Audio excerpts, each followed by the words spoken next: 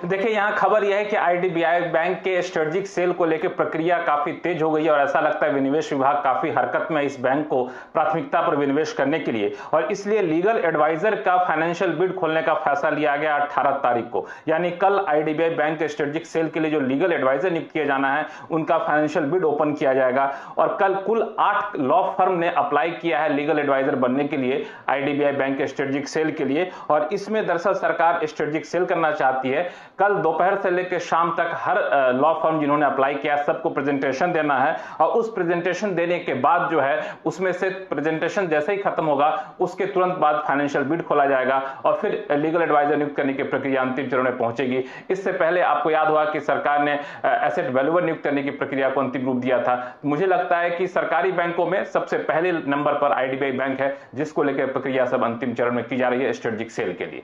जी अच्छा लक्ष्मण जी, यहाँ पर किस हिसाब से सरकार की होल्डिंग है? एलआईसी यहाँ पर प्रमोटर के रूप में आया हुआ है, और कुल मिला के बताइए कितना निवेश विनिवेश आपको होता हुआ दिख सकता है? मैनेजमेंट कंट्रोल ट्रांसफर होगा शायद। देखिए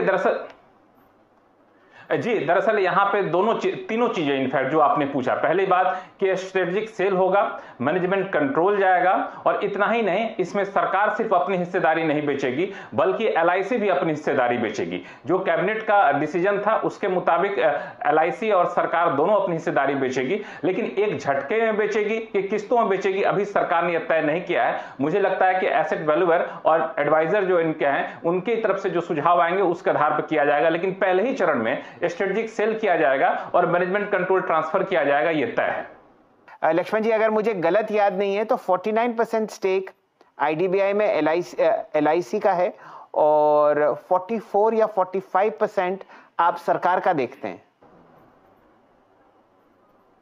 बिल्कुल आपने सही कहा। यहाँ पे एलआईसी की जो हिस्सेदारी है 49.24% है और सरकार की हिस्सेदारी 45.48% है। नॉन प्रोमोटर जो है उनकी हिस्सेदारी करीब 5.29% है। लेकिन इसमें महत्वपूर्ण बात यही है जो आपने चर्चा भी की कि सरकार और एलआईसी दोनों अपनी हिस्सेदारी बेच रहे हैं। क्योंकि अब तक था कि एलआईसी बेचेगा कि नहीं बेचेगा, लेकिन अब सरकार के कैबिनेट डिसीजन साफ हो गया है कि दोनों अपनी हिस्सेदारी बेचेंगे। इसका मतलब सरकार जल्द से जल्द एलआईसी से बाहर निकलना चाहती है। हो सकता है एक झटके में पूरा स्टेक ना बेचे, लेकिन किस्तों में स्टेक बेचा जाएगा। पहली किस्त में स्ट्रेटेजिक सेल मैनेजमेंट कंट्रोल का ट्रांसफर किया जा सकता है ताकि एक अच्छा इन्वेस्टर्स इसको आ सके।